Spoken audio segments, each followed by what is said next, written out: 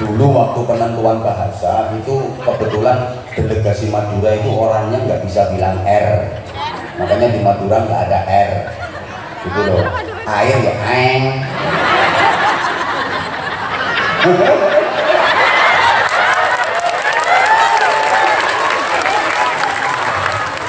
Makan yuk ngakam, minum yuk ngenum.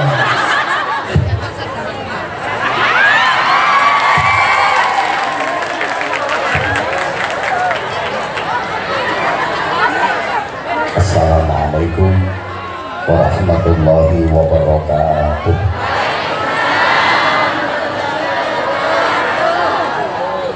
Bismillahirrahmanirrahim. Alhamdulillahilladzi akramal ulama wa ja'alahum warasatal anbiya. Wassalatu wassalamu ala sayyidina Muhammadin imamil asfiya'i wal atqiya wa ala alihi wa ashabihi al-bararah wal fudala. Amma ba'd. Sadat al-ulama al-a'izza wal fudala, para alim, para kiai, bunyai, para sesepuh, wa bi muqaddami haula fadilatul mukarram Kiai Haji Abdul Hannan Nawawi, Sayyidi Syekh, guru saya, kiai saya, fadilatul mukarram Kiai Haji Mas Mansur Tolhah,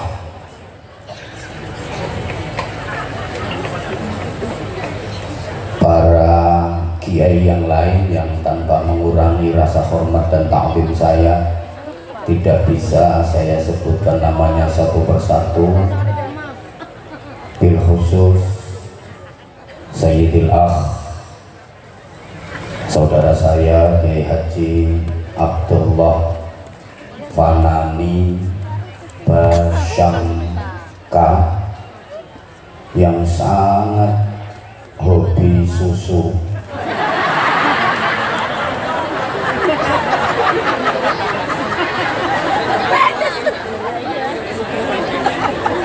Saran saya, jangan dicampur dengan kopi, karena kalau udah dicampur dengan kopi nanti jadi kopi susu. Itu minuman yang paling membingungkan sedunia, karena kopinya ngajak melek, susunya ngajak.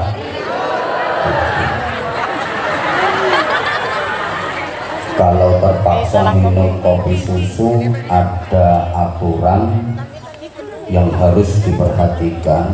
Jangan sampai kopinya diminum, susunya dipegang.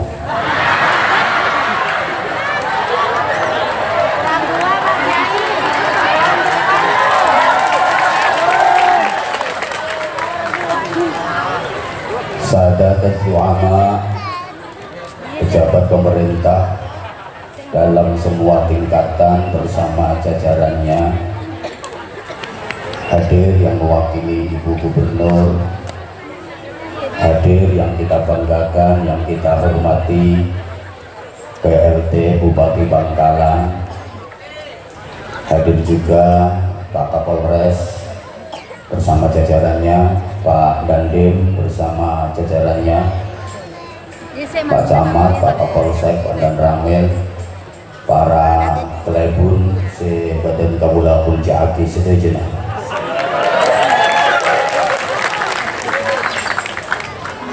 Panitia, sahabat-sahabat Banser, tantretan, santret, bapak dan ibu, seluruh jamaah, adamakumullah fi rahmatihi wa barakatihi wa ridha. Mandar moga semuanya selalu dikaruniai rahmat, barokah dan ridha Allah Subhanahu wa taala. Ada sebagian pendapat yang menyatakan bahwa para ulama yang hidup sezaman itu diukur dan dipandang dari siapa yang wafat lebih dulu disebut sebagai al-aqdam. Jadi ada tabaqatil ulama, eskalasi para ulama, tingkat-tingkatan para ulama yang hidup sezaman. Siapa yang wafat lebih dulu disebut al-aqdam, yang lebih maju, lebih utama. Kok diem? Karenanya ulama itu tidak ditandai dengan peringatan hari kelahirannya, tapi ditandai dengan peringatan hari kematiannya. Sampeyan kalau baca kitab apapun, karya ulama siapapun, pasti yang ditulis di situ adalah al-mutawaffa, tahun kematiannya, bukan tahun kelahirannya. Kalau ada kitab yang di situ kok tertulis pengarangnya al-maulid, tahun kelahirannya yang ditulis, itu pasti percetakannya yang salah. Allahumma sholli ala Muhammad. Jadi yang diperingati itu adalah hari kematiannya. Makanya mati bagi ulama, mati bagi kiai itu penting supaya loranya naik pangkat. Karena kalau kiainya nggak mati, loranya nggak naik pangkat. Sehingga acara haul semacam ini intinya satu, tabarrukan, dua, kirim doa, tiga, mengingatkan kematian, empat, selamatannya lora naik pangkat. Sebagai ukuran, para jamaah rahimakumullah, ada dua ulama besar yang sama-sama hebat, sama-sama masyhur, sama-sama ma'ruf, pada terkenal. Setung kenal dengan kitab karyanya yang luar biasa, namanya Ghayatul Ikhtisar, atau kita akrab menyebutnya dengan kitab Takrib. Beliau adalah Imam Abi Syuja, Syekh Ahmad bin Husain bin Ahmad Al-Asfihani. Beliau dijuluki Syihabul Millah. Setuma dikenal dengan karya kitabnya yang sangat fenomenal, Ihya'u Ulumiddin. Beliau adalah Imam Abu Hamid Muhammad bin Muhammad Al-Ghazali yang diberi julukan Hujjatul Islam. Dua-duanya hebat, dua-duanya terkenal. Imam Abu Syuja, pengarang kitab Takrib, itu lahirnya di Asfihan. Asfihan itu kota terbesar kedua di Iran setelah ibu kota Teheran. Dan Asfihan itu sekarang menjadi pusat pengayaan dan pengembangan uranium nuklir, sehingga paling ditakuti oleh Amerika Serikat. Sampai sekarang satelit keamanan, satelit pengintai Amerika Serikat itu dihadapkan ke Asfihan yang merupakan pusat pengembangan dan pengayaan uranium nuklir. Amerika Serikat, negara yang hebat, itu takut sama nuklir, kalah di dalam negeri. nuklir masuk Madura itu jadi bakso nuklir. Ada lagi bakso granat, malah di Surabaya itu ada rawon setan. Jadi orang Indonesia itu hebat makanannya, molen ekakan di orang Indonesia. Tongseng ekakan. Malah ibu-ibu itu pagi-pagi kletis ditanya, ada apa bu? Kopeng gajah.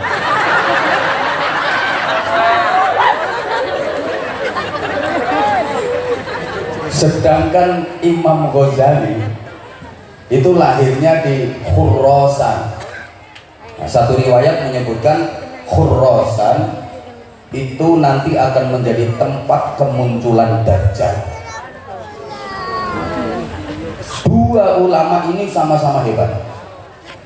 Imam Abu Syuja lahir pada tahun 1047 Hijriah. 13 tahun kemudian Imam Ghazali dilahirkan, tepatnya pada tahun 1060 Hijriah. Jadi selisih 13 tahun lebih dulu lahirnya Imam Abu Syuja. Imam Ghazali lahirnya belakangan tapi wafatnya duluan, karena Imam Ghazali wafat pada tahun 1111 Hijriah. Usia beliau 51 tahun. Sedangkan Imam Abu Syuja wafat pada tahun 1197 Hijriah. Umur beliau sangat panjang, 150 tahun. Imam Ghazali lahirnya belakangan tapi wafatnya duluan. Ditanyakan kepada para ulama, ayyuhuma aqdam baina Abi Syuja wal Ghazali, mana yang lebih maju, lebih utama, kalau dalam bahasa sekarang lebih keren, antara Imam Abu Syuja dengan Imam Ghazali?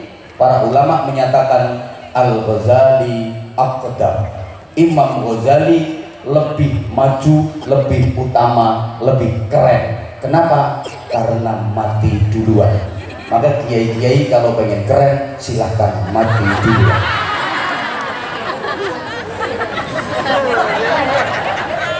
Kiai itu kalau umurnya terlalu panjang, terlalu sepuh, kasihan loranya, nggak naik-naik pangkat. Tapi kalau terlalu pendek, kasihan juga loranya, gusnya kasihan, belum matang, belum siap untuk meneruskan estafet perjuangannya. Makanya saya paling api ya sedeng. Kiai ini kan sedeng saya paling api. Allahumma sholli ala Muhammad. Allahumma sholli ala Muhammad. Manhum ulama. Siapa ulama itu? Abul Abbas Ibnu Ajibah menyatakan al ulama salasa. Ulama itu ada 3 macam. Karena ulama adalah warasatul anbiya. Yang pertama, yaitu aqwalan Nabi sallallahu alaihi wasallam, mewarisi dawuh-dawuhnya Kanjeng Nabi. Ini disebut al-alim. Yang kedua, yaitu af'alahu, mewarisi perbuatan dan ibadahnya Rasulullah. Ini disebut al-abid. Yang ketiga, yaitu ahwalahu wa aqwalahu. Ini disebut al-arif. Jadi ada 3 jenis. 1 al-alim, 2 al-abid, 3 al-arif. Sebelum ini saya uraikan, ada satu makalah dari Anwar Zahid. Campur cak jago tak kenapa sih? Ulama itu ya ada 3, kiai itu ada 3. Satu namanya Kiai Tutul. 2 namanya Kiai Catur, 3 namanya Kiai Sembur. Kiai tutur itu kiai yang ahli tutur, ahli nasihat. Kayak yang tadi habis menasehati kita semua, mudah-mudahan manfaat dan barokah. 2 kiai catur itu kiai yang ikut percaturan politik. Harus ada, tapi jangan semua. Yang ahli saja.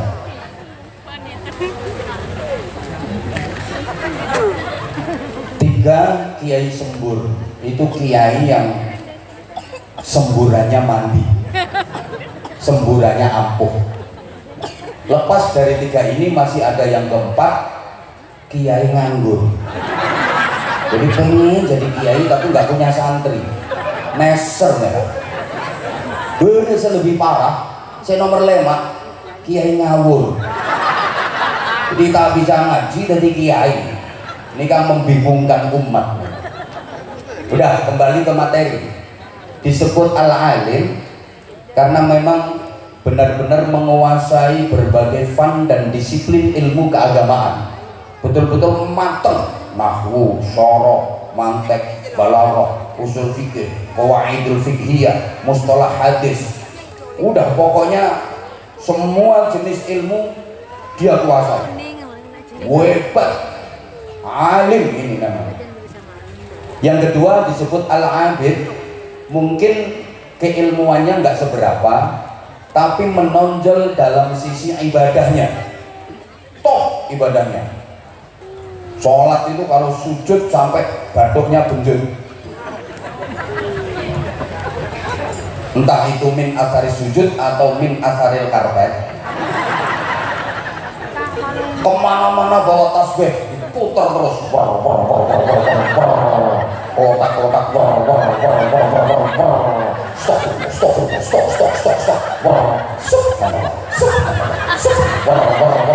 sulastri sundari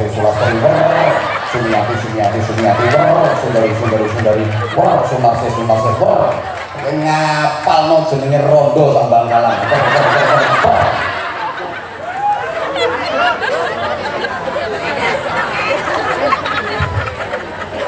Al-Arif itu, maaf, beliau punya sifat rasikhah.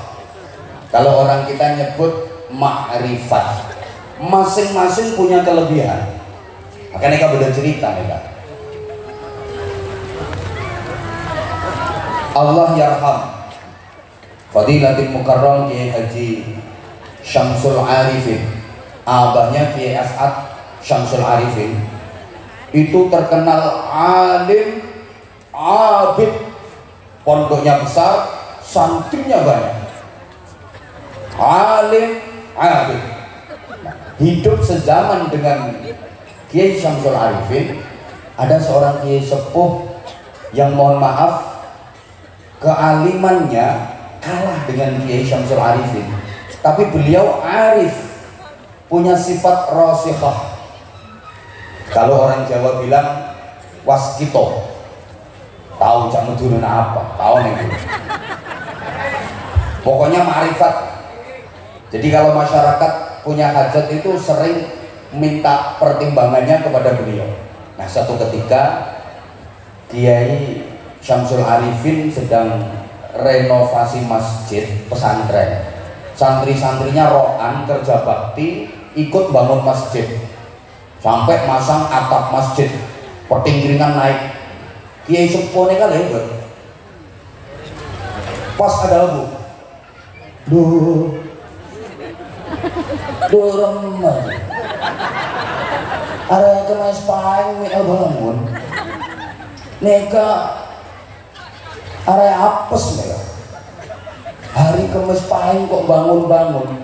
Ini hari naas, ini hari apes.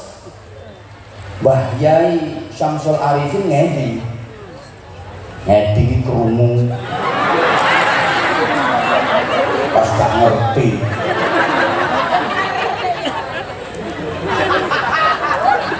Beliau langsung respon, santri-santri yang sedang roan kerja bakti langsung diinstruksi. Jong, nak santri. Iya itu bahasanya.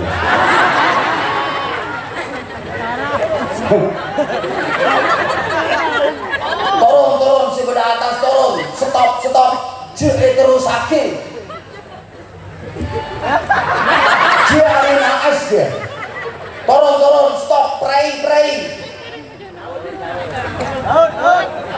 Soalnya dia hari naas dia. Nyamana santri komando sareng kiai kompak. Si kiai neka remote, santri neka TV. Acara TV tergantung remote. Berhenti semua karena hari nahas. Akhirnya kiai sepuh bilang, nah iya mesti enak.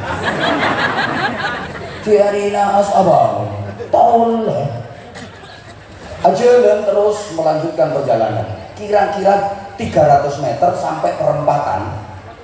Mbah Yai Syamsul Arifin langsung kasih instruksi lagi ke santri-santrinya. Jom santri-santri, terus sake ya bangun, terus sake alakoh, terus sake yuk kerja lagi. Santrinya nanya, punten Kiai, saya pun arena asmara. Mbah Yai kau, aman, nah asa belah depak perempatan.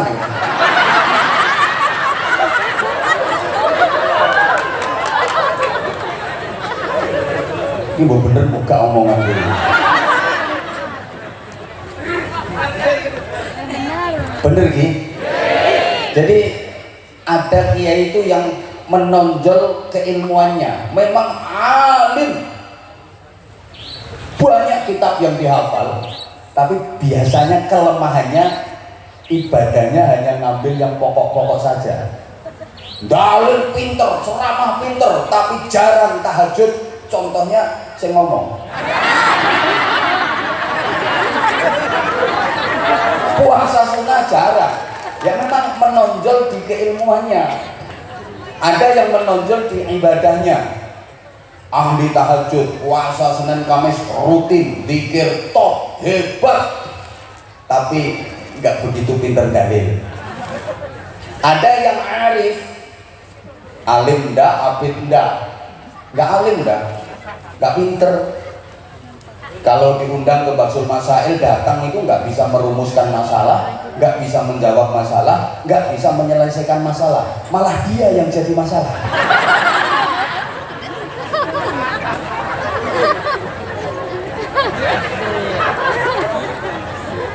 Masing-masing punya kelebihan. Allahumma sholli ala Muhammad.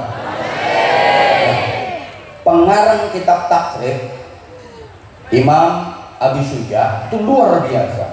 Kitab takrib karya beliau itu dihamisi banyak kitab, disyarahi macam-macam kitab, termasuk Kifayatul Akhyar, sehingga tidak ada seorang pun yang berani menyangkal pendapatnya Imam Abi Syuja dalam kitab takrib itu.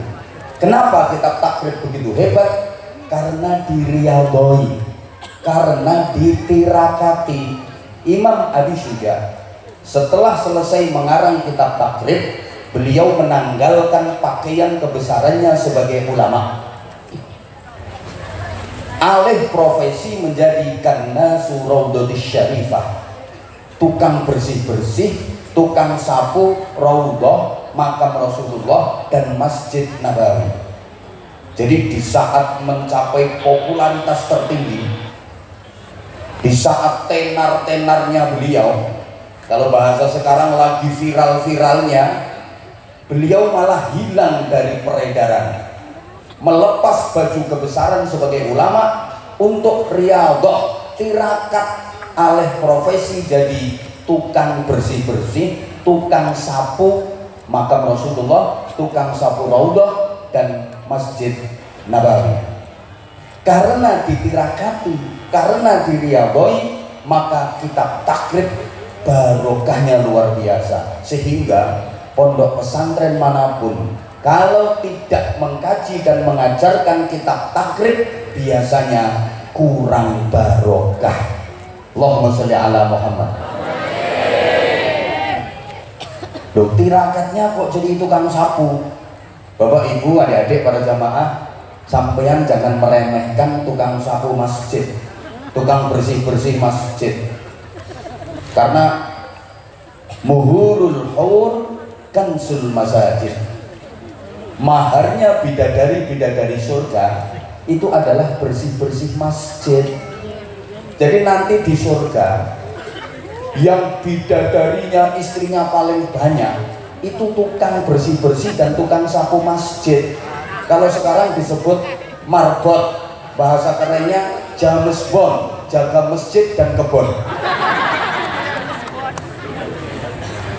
Makanya bapak-bapak setro araje boleh minta doa nang James Bond, tukang sapu masjid itu doanya mandi, doanya ampuh, bahkan lebih ampuh daripada imam. Tukang sapu masjid itu bisa jadi lebih utama daripada imamnya. Dalam kitab Fathul Mu'in diterangkan imam dengan muadzin itu lebih utama mana? Halo, lebih utama mana? Muadzin. Sampai muadzin punya keistimewaan besok di akhirat, ala manabir min nur, berada di mimbar-mimbar yang terbuat dari cahaya. Dan itu dikenali oleh Rasulullah karena apa? Atwaluhum a'naqan yaumal qiyamah, lahirnya panjang-panjang, lanjut-lanjut nih akhirat. Tukang azan tapi gak koyo banyak ngono. Tapi anggap koyo jerapah. Panjang tapi api. Lu kok utama muadzin? Iya, karena muadzin ibarat kendaraan umum itu yang cari penumpang. Imam kan datang, jamaah udah siap, penumpang udah penuh, imam itu sopir. Penumpangnya udah penuh, imam datang, jamaah udah siap, imam tinggal sawu sufufakum. Iki oneng kagak ya ngomong ini. Luruskan shaf, rapatkan shaf. Imam kan udah terima jadi, betul? Betul? Makanya ada cerita. Udah kiai sepuh, ntar ngimamin di masjid Jami. Tengah jalan ketemu cewek. Ceweknya ditanya, dari mana? Nduk. Hah? Ya wis ngono iku kok dalam ini. Dari salon Mbak Kiai. Ngapain ke salon? Habis rebonding. Nah, Kiainya kan nggak ngerti rebonding itu apa. Rebonding itu apa? Ini ngelurusin rambut Mbak Kiai, bahasa gaulnya rebonding. Oh, ngelurusin itu rebonding ya. Ya Mbak Kiai, akhirnya dibikin bahan sama Mbak Kiainya. Jadi mau ngimamin itu langsung kasih komando, bapak-bapak para jemaah, safnya tolong direbonding.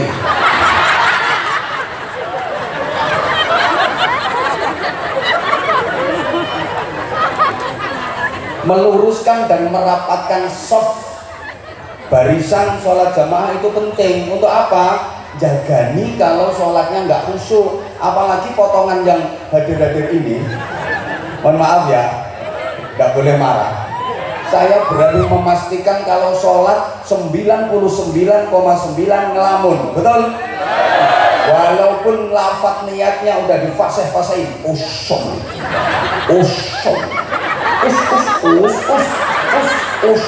di fardhu. Takbiratul ihram ngangkat tanganmu sampai melungker-melungker. Allah. Coba nanti kalau udah jadi alhamdulillah katsir, udah pikiran kemana-mana, betul? Nah, sholat kayak gitu apa yang diterima? Wa innallaha thayyibun la yaqbalu illa thayyiban. Allah itu maha baik, Allah nggak mau menerima kecuali yang baik-baik. Nah, maka ini keistimewaannya sholat jamaah. Satu masjid nggak ada yang khusyuk, satu aja imamnya yang khusyuk, semua tercatat khusyuk, alhamdulillah. Imam nggak khusyuk, ada salah satu makmumnya yang khusyuk, semua tercatat khusyuk, alhamdulillah. Jadi nyetrum, imam makmum satu pun nggak ada yang khusyuk, softnya lurus rapat. Nah, ini semua dicatat khusyuk. Makanya penting meluruskan soft, merapatkan soft. Nah, yang jadi ukuran lurus rapat itu pundak ketemu pundak, bahu ketemu bahu. Ini harus diperhatikan karena sekarang ada aliran yang merapatkan soft itu bukan bahu, bukan pundak, tapi kaki. Kakinya begagah. Pundaknya renggang, cuma kakinya begagah. Biasanya kalau sedekap itu di dada. Ya, nyengangi kayak wong wedok nguyuh begagah. Nah, itu salah ini. Soft lurus rapet itu bahu ketemu bahu, pundak ketemu pundak. Ini penting. Nah, kalau muadzin ini kan yang ngumpulin jamaah. Ibarat masak itu yang ngumpulin bahan-bahan masakannya. Makanya lebih utama, lebih mulia. Imam datang kalau nggak ada jamaahnya ya nggak jadi sholat jamaah, betul? Makanya muadzin itu harus dipilih yang suaranya bagus, lantang, merdu, syahdu, menyentuh kalbu.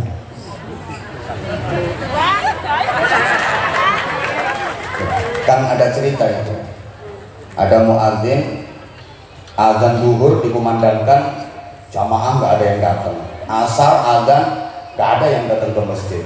Maghrib azan nggak ada yang datang ke masjid. Isya azan kenceng banget, nggak ada yang datang ke masjid. Subuh azan nggak ada yang datang ke masjid. Udah ditambahin dzikir, sholawat,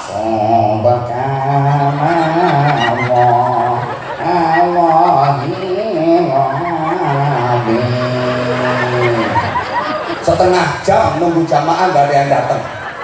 Ada 2 orang ke kamar mandi krecek, dikira mau ikut jamaah, ternyata nguyuh tok. Habis kencing keluar lagi. Allah ya karim. Akhirnya ini muadzin marah. Jam 9 pagi ada. Kenceng-kencengin. Allahu Akbar, Allahu Akbar. Wah, begitu ada azan jam 9 pagi, orang sekampung datang berbondong-bondong ke masjid sambil bawa pentungan. Ini tukang azan di demo ini. Kamu gendeng ya? Jam 9 pagi azan kenceng kayak gitu, ngajak sholat jamaah apa kamu? Marah-marah orang sekampung. Kata yang azan, yang gendeng itu kalian. Zuhur tak panggil nggak ada yang datang, asar tak panggil nggak ada yang datang, maghrib isya subuh tak panggil nggak ada yang datang. Ini jam 9 bukan waktunya tak panggil kok datang semua. Kesimpulannya podo gendengnya. Makanya yang azan itu yang suaranya muda ini, yang vokalis-vokalis yang bagus-bagus suaranya itu loh. Soalnya ini udah jadi tradisi dan budaya di masyarakat kita, nggak di Jawa, nggak di Madura. Yang bagian azan itu rata-rata udah bau kuburan, terutama subuh. Masya Allah, mau nyari penumpang kok. Kamal, semenep, nyari penumpang semangat, kosong, tojuk. AC masa tajuk ini yang muda ini. Zaman Rasulullah aja muadzin itu dipilih, diseleksi, terpilihlah 2 orang sahabat yang emang suaranya paling keren. Satu Abdullah bin Ummi Maktum, 2 Bilal. Pilih yang muda, kalau perlu diawali dari tarhib. Assalatu wassalamu alaik ya imam al-mujahidin. Kayak masjid sini kan tarhibnya enak, betul? Percaya radio.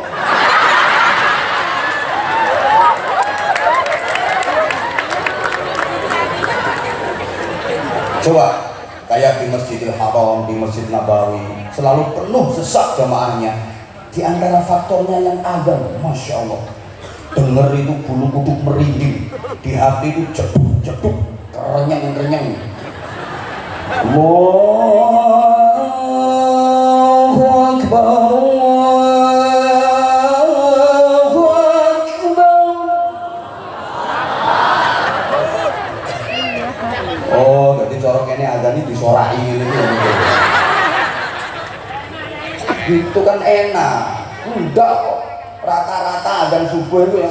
Allah Akbar.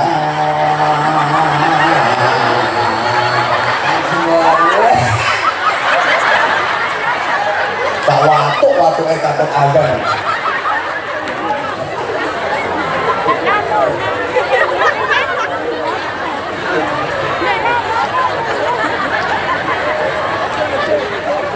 Udah, saya lanjut.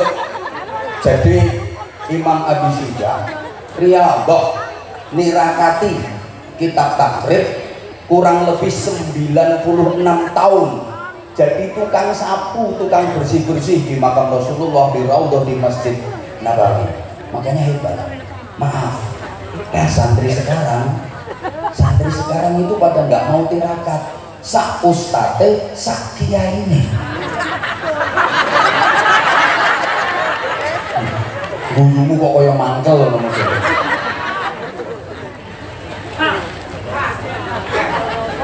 Jadi masing-masing ulama itu punya kelebihan. Kalau Imam Ghazali terkenal dengan Imam Sufiyah, sampai kaum orientalis, filsafat kelas dunia mengakui kalah jauh ilmu filsafat, ilmu filosofi dengan Imam Ghazali. Allahumma sholli ala Muhammad. Allahumma sholli ala Muhammad.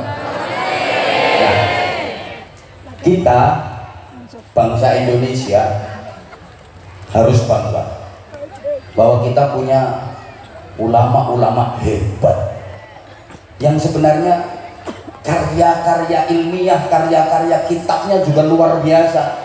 Tapi ada beberapa ulama itu yang pilih khumul, menyembunyikan diri, nggak mau masyhur. Ya namanya beliau aja milih khumul, ya saya nggak berani menceritakan. Oh beliau nggak suka diceritakan, pengajiannya sama ini aja. Di antaranya yang kita kenal kayak Syekh Nawawi Al-Bantani Al-Jawi yang ngarang kitab Sulamut Taufiq, yang ngarang kitab Tafsir Munir. Kita juga punya ulama kaliber dunia, Syekh Mahfud At-Turmusi, orang Termas, dengan karyanya kitab Mauhibatul Fadl. Kita juga punya Syekh Ihsan Jampes, kitabnya Sirajul Talibin yang mensyarahi Minhajul Abidin. Syekhona Khalil Bangkalan itu kitab karyanya juga banyak sekali, hebat-hebat. Allahumma sholli ala Muhammad. Ini tantangan. Kiai-kiai kita dulu itu hebat-hebat dengan karya-karya ilmiahnya, karya-karya kitabnya. Tapi generasi yang sekarang kan udah merosot. Bahkan yang kita kaji sekarang itu karya ulama-ulama sana. Coba adik-adik santri kalau lagi ngaji nahwu, kitab Alfiyah, itu karangannya siapa? Itu karangannya Syekh Muhammad Jamaluddin bin Abdullah bin Malik Al-Jayyani Al-Andalusi. Andalusia itu orang mana? Orang Spanyol yang ngarang Alfiyah Ibnu Malik. Benar Kamal, orang Spanyol.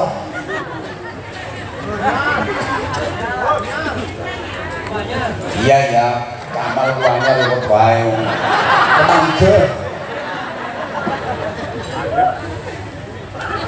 Kalau sampeyan ngaji hikam, itu karya siapa? Ibnu Athaillah As-Sakandari, orang Iskandaria. Benar yang kebanyakan. Tapok. Imam Ghazali orang mana? Persia, Iran. Ayo coba kalau sampeyan baca hadis Rawahul Bukhari, Imam Bukhari bener tetanggamu sing bakal sego goreng iki. Bener Imam Bukhari ini kan yang mana? Turkistan, masuk wilayah Rusia. Orang-orang sana. Kalau orang kebanyakan ngarang kitab paling kitabnya Bidayatul Gule wa Nihayatus Sate.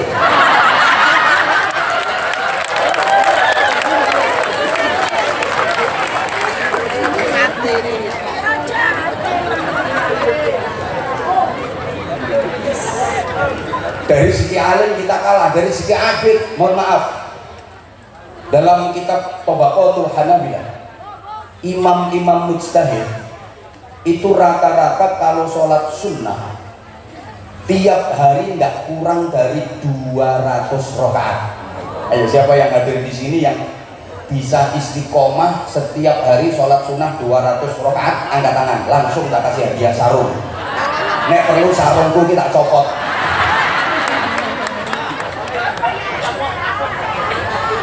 Jadi ilmu betul-betul diamalkan. Kalau kita kan enggak, kadang ilmu aja, amal enggak. Ada santri itu cerdas, pinter, ujian nilainya bagus, ujian nahwu nilainya 9, ujian tafsir nilainya 9, balaghah nilainya 9, ujian fikih nilainya 9, tapi sholat subuhnya juga jam 9. Nah itu orangnya ketawa itu. Usolli fardhu subhi raka'atain mustaqbilal qiblati kawanan lillahi ta'ala.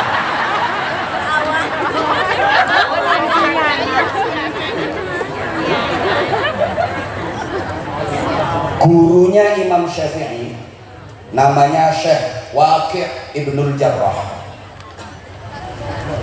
Itu kalau mau nulis kitab yang di situ dituliskan hadis sangat-sangat selektif. Beliau kalau nyari hadis itu melalui puasa. Puasa nih sering Waqi'. Jadi puasa dulu. Nasta'inu ala talabil hadis bisyawm wa nasta'inu ala hifdzil hadis bil amali bih. Allahumma shalli ala Muhammad. Aku kalau nyari hadis itu pakai puasa. Makanya hadis-hadisnya betul-betul pilihan. Betul-betul hadis-hadis utama. Diseleksi, diriaboi, enggak sembarangan. Halo? Enggak sembarangan. Wa nasta'inu ala hifdzil hadis bil amali bih. Aku kalau menghafalkan hadis itu dengan cara mengamalkannya. Jadi ilmu bukan hanya dicentelkan di otak. Apa dicentelkan itu ya? Terus pokoknya dicentelkan itu.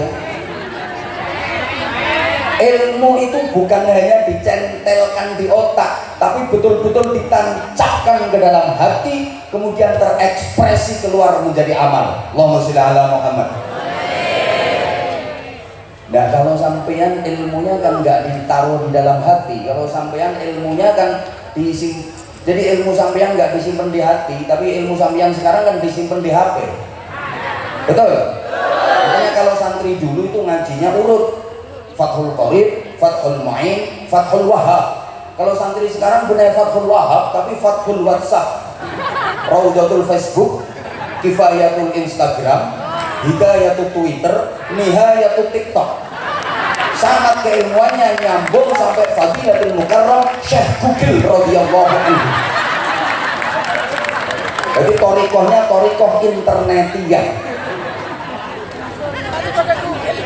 Karena abidnya kuat, maka nasihatnya ampuh. Kiai dulu itu kalau kasih nasihat nggak lama, sebentar dan sedikit, tapi asarnya, pengaruhnya dalam membawa perubahan ke arah yang lebih baik benar-benar jitu. Jadi ada anak nakal 20 orang ngumpul di sini, anaknya ini pas ngumpul di sini. Jadi 20 orang nakal semua ngumpul di sini. Ini 1, 2, 3, 4, 5, 6, 7, 8, 9, 10, 11, 20 itu pas. Sama kiai dulu itu dinasehati, suruh berubah, suruh jadi baik. Nasihatnya cuma 5 menit. Itu besok yang 19 insaf sadar. Tinggal 1 orang saja yang nakal. 19 orang bareng-bareng sowan ke kiainya.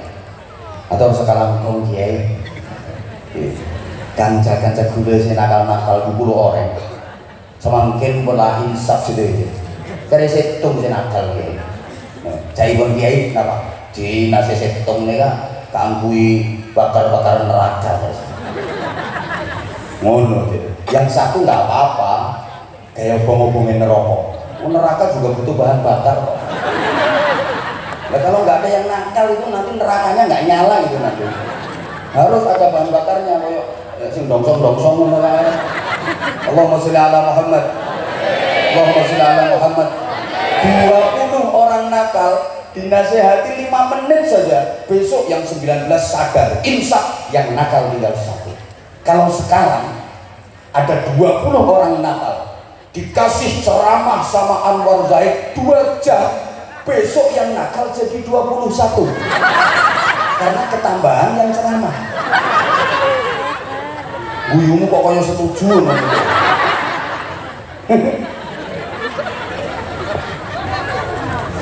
Jadi dulu itu kalau ceramah itu nggak lama, naik ke panggung, assalamualaikum warahmatullahi wabarakatuh. Bapak-bapak, ibu-ibu, para jamaah, agar supaya diridhoi Allah, kalau malam rutin sholat tahajud Dah cukup sekian, akhirul kalam, assalamualaikum warahmatullahi wabarakatuh. Turun pulang bawa berkah. Tapi jamaahnya kan paham semua. Paham semua. Pak kenapa sering kiai? Tahajud. Kiainya juga ada guna apa? Tahajud. Sudah jawab nih. Nah sekarang kalau diceramai tadi loh, hampir 1 jam sama kiai tadi, coba yang sampean ingat apa coba? Paling susu itu. Kiai surah eling kabeh. Kopi diminum, susu dipegang. Kok kalah sama yang 5 menit? Halo? Halo? Bukan salah dalilnya, bukan salah ayatnya, bukan salah hadisnya, tapi kalah isyahadur ruh, isyahadur nafasnya sama Allah. Allahumma sholli ala Muhammad. Campur cak Jawa tak kenapa gitu? Ini pas kaingat dulu. Oneng ceramah di dalam daerah kain bagi. Bener orang yang omongan dulu. Oh, kamu bener dalam daerah gitu cak menurun apa? Hah? Lauk je lor. Lor apa? Hah? Deje. Oh, lor deje. Itu lauk. Ulang bere. Etan emor. Deje, bere, lauk, emor. Ini bahasa Madura Minggu. Bahasa paling unik sedunia. Dulu waktu penentuan bahasa itu kebetulan delegasi Madura itu orangnya nggak bisa bilang R, makanya di Madura nggak ada R gitu loh. Air ya aeng.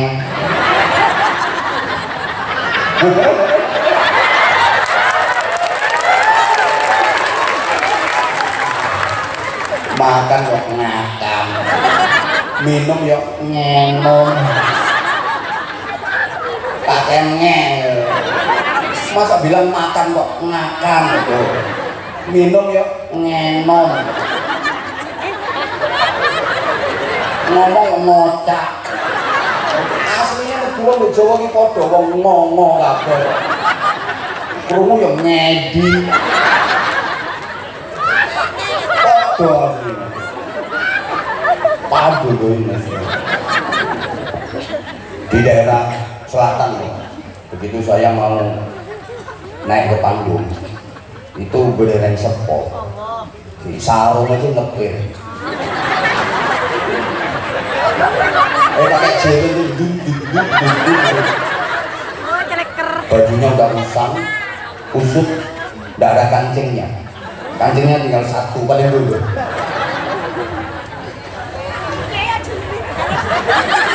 Itu peristiwa unik, tidak pernah terlupakan oleh saya. Begitu saya naik panggung, saya yang paling nggak suka itu MC-nya. MC pengajian kayak MC dangdut. Hadirin yang berbahagia, tibalah saatnya acara yang kita nantikan bersama, ceramah agama Islam yang akan disampaikan oleh mubalik yang sedang naik daun. Aku dianggap ular keket, naik daun. Al-Muharram, Iyai Hadir Anwar Zahir. Kalau penyiar tinju, saya mau naik panggung ini ngawe ini. Ayo sopo sing ngajak teman ini. Begitu saya ngene-ngene, saya didekati sama orang sepuh tadi, dirangkul sambil dinasehati, dikit banget nasehatinya ke saya. Pakai cak jodoh. Gus, nek pidato sing ikhlas nggih. Ngono tok. Jadi saya disuruh ikhlas berpidato. Gus, nek pidato sing ikhlas nggih. Nasihatnya cuma gitu, mancep ke hati saya. Saya ceramah itu kacau gara-gara keinget Gus, nek pidato sing ikhlas nggih. Wis pokoke dalil wis lalu kabeh, klopain kabeh. Habis ceramah tamat. Makan itu enggak kolu ya. Bener. Soalnya saya mau nyendok itu dikirim itu terbayang-bayang dia terus ngomong nek itu sing ikhlas. Saya itu berpikir nasihat yang hanya gitu kok begitu kuat mancepnya di hati itu. Saya pulang naik mobil itu perasaan orangnya duduk di sebelah saya dibisikin nek itu sing ikhlas. Masya Allah, mancep betul. Sampai aku ada hidung nempel ketemu sama dia dalam mimpi, perasaannya aku digandeng, dirangkul, diomongin nek pidato sing ikhlas. Gak ada qala ta'ala, gak ada qala Nabi, cukup nek pidato sing ikhlas. Saking ampuhnya mau idohnya orang tua tadi, Bapak Ibu para jamaah, Masya Allah, saya habis dikasih mau idoh yang cuma Gus, nek pidato sing ikhlas. Itu hampir 4 bulan saya diundang ceramah kemanapun, gak pernah mikir amplop, gak pernah mikir sangu, transport, sama sekali gak mikir. Tapi itu udah lama itu peristiwa. Lama. Gampang lama. Dimen. Lama. Saya kira mikir. Itu udah lama.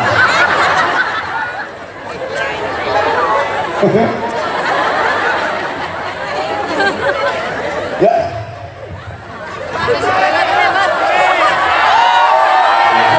Dokter tinggal 5 menit ya. Mon loro nyombong cek cerewet. Loro nyombong cerewet. Allahumma sholli ala Muhammad.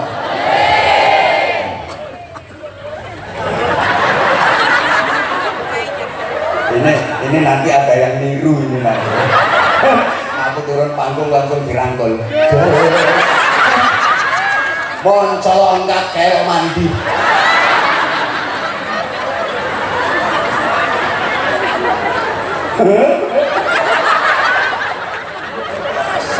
Ya wis aku ngomong salah ya wis kok.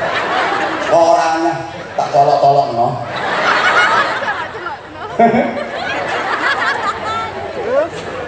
Ayo sekarang dari segi arifnya kita juga kalah.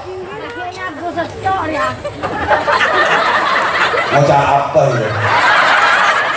Lo ngedin kok.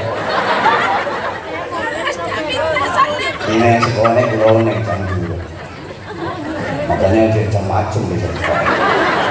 Udah korol dulu. Allahumma sholli ala Muhammad. Dilanjut. Ini nanti sampai jam berapa? Sampai jam berapa? Jam 1 kuat? Jam 2 kuat? Yakin? Oke, sampean di sini sampai jam 2, aku pulang duluan.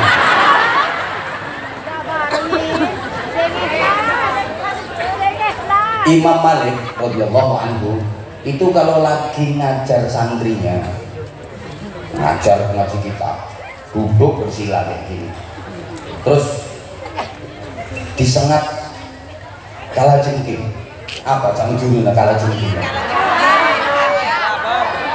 Kodok. Disengat kalajengking. Itu beliau nggak berani gerak. Diam. Kenapa? Saking takdim dan hormatnya sama kitab, sama musannif pengarang kitab, saking takdimnya sama hadis yang ada di kitab itu, takdimnya sama Rasulullah, takdimnya sama ayat-ayat Al-Quran, saking khaufnya kepada Allah Subhanahu wa Ta'ala. Bukan cuma satu kalajengking yang menyengat, gemeter pucat sampai membiru tubuhnya. Masya Allah, sampeyan kan enggak lagi sholat udah nggak masuk nang sarung dia nggak bintek nih kan musar neng selarangan ginjal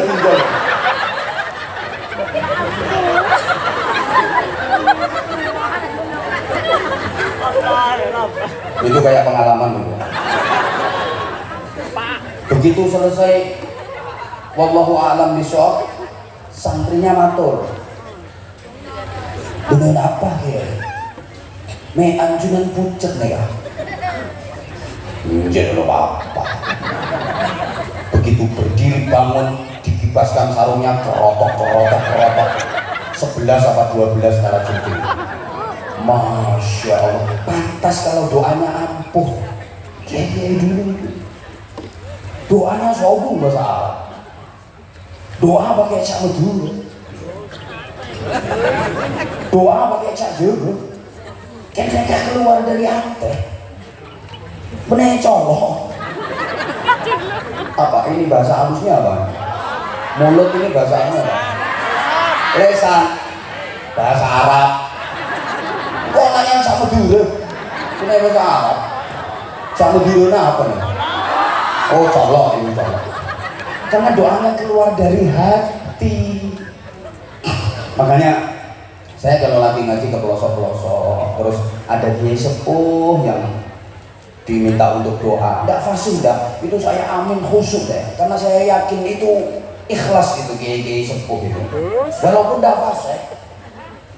Allahumma inna nasaluka salamatan fiddin wa ngafiyatan fil jasadi wa ziyadatan fil ilmi wa barakatan fil rezeki tobatan qoblal maut rahmatan lil alamin.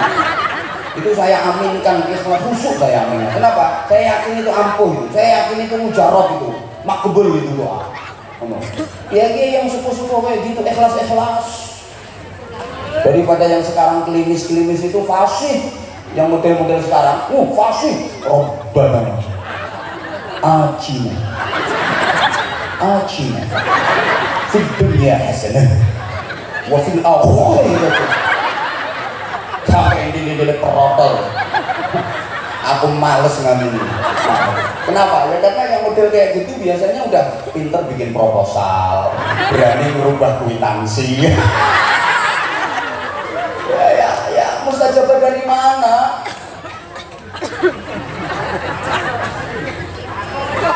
Udah pernah dengar ceritanya apa belum? Syekhona Khalil dulu pernah ada tamu Klebun kejuan hajat mantu gitu. Pas waktu itu musim hujan, Klebun ini lurah kita angkemi pisang Klebun Pak Klebun neka soan neng combong Syekhona Khalil minta doanya gula kejuan hajat gini gak pas musim hujan, takut hujan ya. Akhirnya Mbah Yai Khalil itu ambil kertas ditulis sebentar, dilipat, kasihkan ke Klebunnya. Ini taruh di atas pintu, jangan dibuka sebelum hajatnya selesai, jangan sampai dibuka. Ulang, itu kertas nggak berani buka, taruh di atas pintu. Subhanallah, waktu Klebun itu punya hajat, daerah sekitar hujan terus campur air. Hujan campur air, angin petir nggak karu-karuan. Itu pas kampungnya Pak Klebun itu krimis saja enggak. Weran ini Klebun, begitu hajatnya selesai penasaran. Ini ampuh sekali ini raja.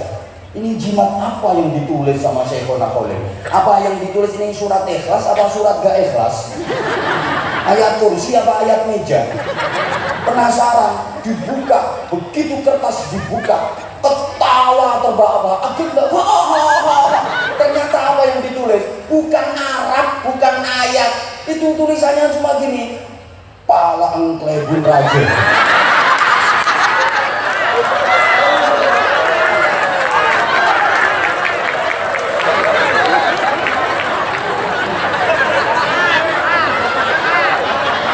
Masya Allah, bisa untuk tolak hujan.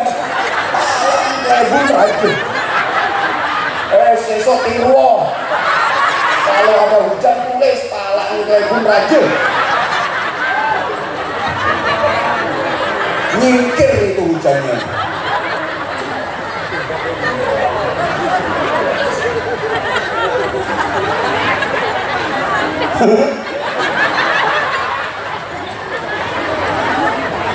Lagi musim panen semangka.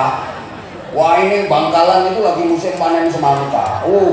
Panen semangka, terus harganya mahal. Seneng petani-petani semangka, tapi banyak maling. Tiap malam itu yang nyuri semangka di sawah-sawah itu puluhan maling. Resah ini warga. Sowan ke Kiai Khalil Bangkalan, sowan ke Syekhona Khalil Bangkalan.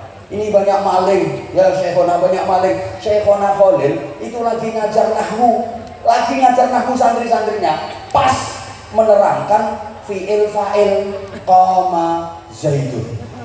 Qama berdiri, pesera zaidun zaid. Berdiri itu Camejurna Pak. Ngadeg tiru Jawa. Qama nadeg pesera zaidun zaid. Pas ini orang-orang datang, Mbak Kiai minta doanya Mbak Kiai supaya maling-malingnya ketangkep. Syekhona Khalil nggak ngasih ijazah aneh-aneh. Udah itu dibaca koma zaitun. Udah itu dibaca koma zaitun. Habis maghrib semua baca koma zaitun. Ya Allah ya Karim. Berarti setelah dapat ijazah itu pas musim panen semangka, orang sebangkalan itu kalau habis maghrib nggak baca yasin tapi baca koma zaitun. Subhanallah. Begitu malam harinya di sawah-sawah itu banyak orang berdiri dan nggak bisa beranjak dari tempatnya, berdiri kayak patung, barokahnya koma zaitun. Ayo coba, torikoh mana yang wiridannya koma zaitun? Jadi nangkep maling nggak perlu Kapolres, Koma zaitun. cukup koma. Nah, iya.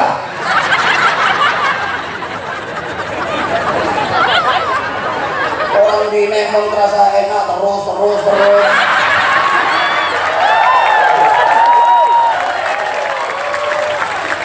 Iya segitu ya bro.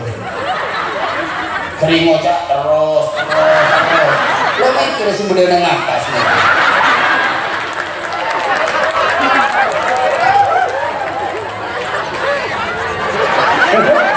I love you semuanya, I love you. Saya itu lama kayak ngaji ke daerah Bangkalan. Saya nggak nyangka subhanallah ternyata yang hadir jamaahnya luar biasa. Ternyata fanku banyak juga. Aku jadi makin sayang sama kamu. I love you semuanya, I love you. Ibu mau apa? Tuwek melong-melong ini. Mentua atau sarono orang iya. Kita kan kunci modal ya. Isbaik. Wah.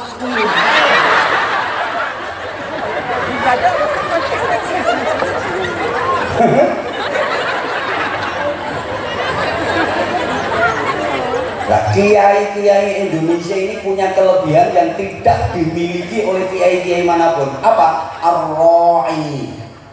Ini kalau dalam bahasa Jawanya angon. Camejurna apa? Apa? Ngoan. Ini dulu. Angon kok jadi ngoan. Ini kan cuma ngolah kata saja loh. Aslinya angon, bahasa Maduranya ngolah. Temenannya ngolah-ngolah kata, bikin kalimat sendiri. Ngoan.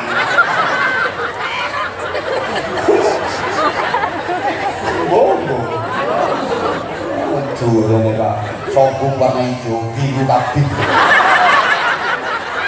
Jadi kalau nyanyi balonku gimana? Balonku ada 5, rupa-rupa warnanya, biru kuning kelabu.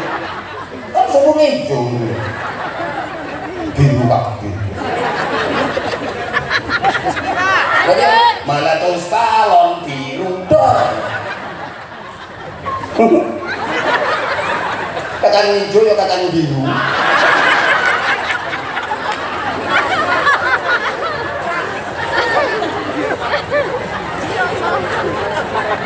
Pinter ngoan masyarakat.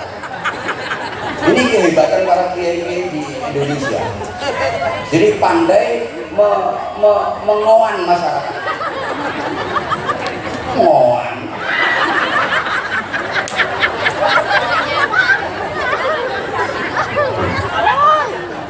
Sehingga Islam tersebar luas dan bahkan menjadi agama mayoritas penduduk Indonesia. Ini karena jenius lokal dengan pendekatan persuasif itu. Nah, satu keistimewaan lagi.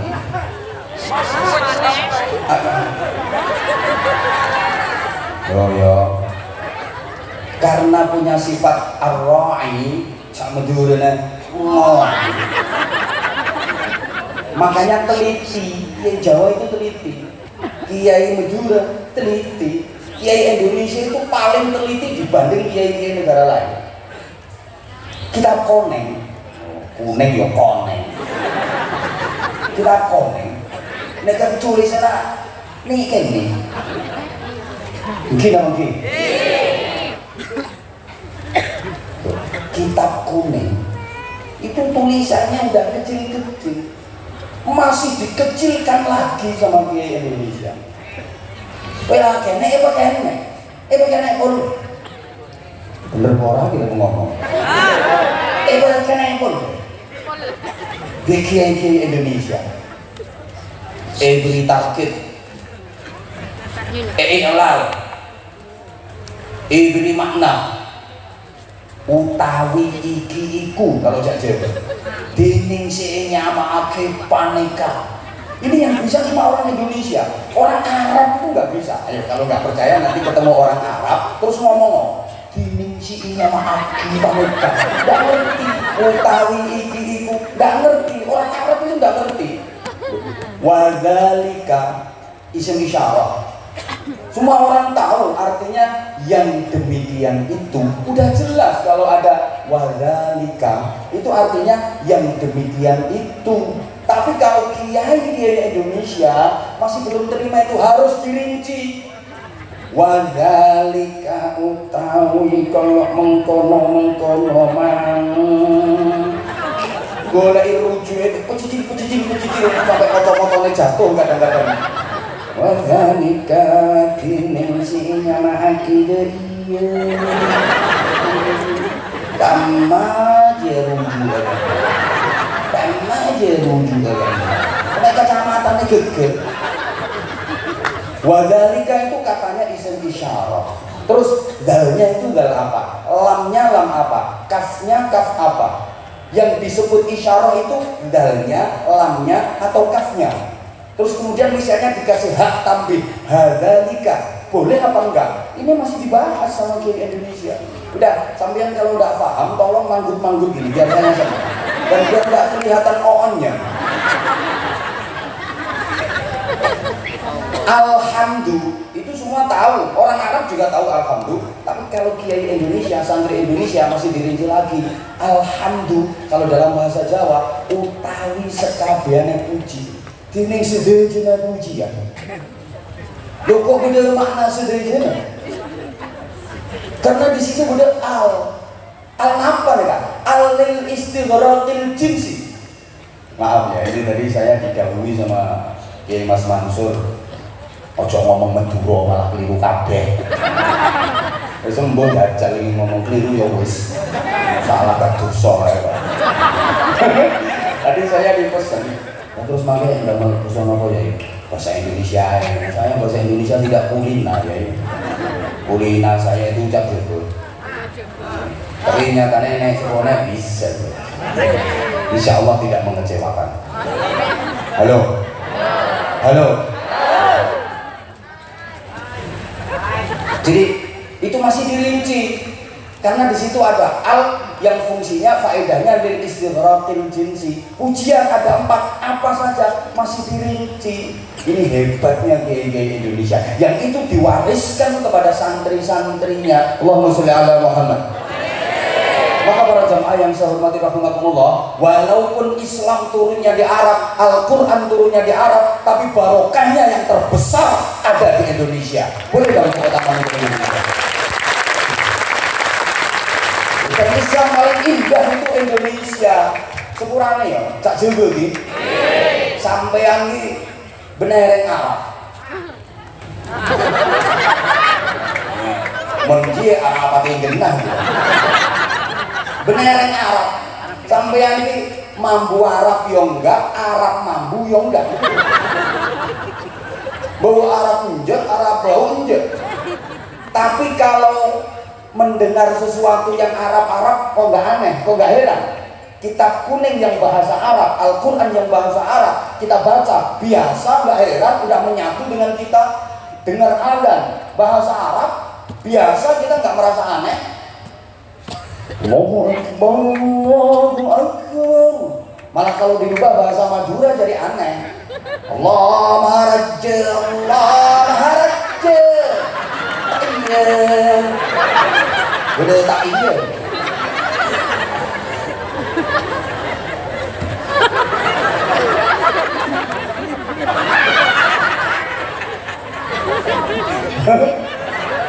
Doa kunut dia pakai bahasa Arab. Allahumma hdini fi man hadait, Allahumma hdina fi man hadait. Enggak dirubah. Oh my God, show me your guidance. Enggak ngerti artinya kok. Kok enggak aneh? Ayo coba. Ini Masya Allah satu anugerah dari Allah Subhanahu wa Ta'ala, betapa memberikan karunia Islam, iman, ihsan, takwa kepada masyarakat Indonesia yang luar biasa, yang di daerah sini dirintis oleh Syekh Zainal Abidin Sunan Cendana. Mudah-mudahan seluruh zuriyahnya bisa meneruskan perjuangannya, masyarakat sekitar terus dan selalu mendapatkan keberkahannya. Ya mohon maaf sekali karena keterbatasan waktu. Pak. Burung cendrawasih hinggap di kali.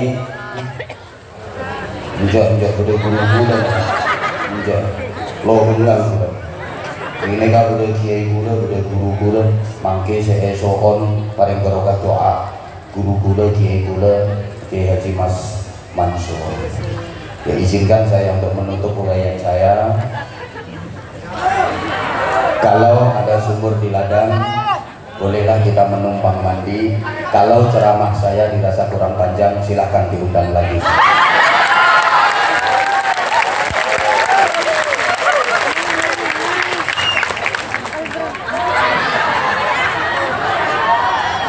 Hidup terasa menyakitkan tanpa hadirnya seorang kekasih. Cukup sekian dan terima kasih. Tanpa kekasih hidup terasa hampa. Terima kasih dan sampai jumpa. Saya Anwar Zahid, dengan segala keterbatasan, dengan kebodohan saya, kekhilafan, kekurangan, mohon maaf yang sebesar-besarnya. Jangan bubar dulu sebelum doa, oke? Okay? Moga-moga sedaya yang barokah. Wafakanallah wa iyyakum lima yuhibbu wa yarda. Wassalamualaikum warahmatullahi wabarakatuh.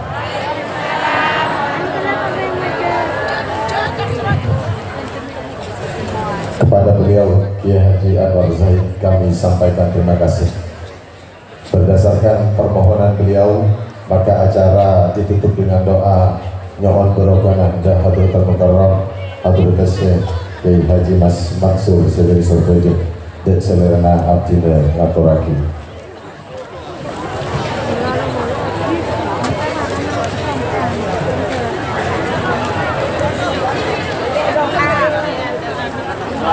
Amin. Amin.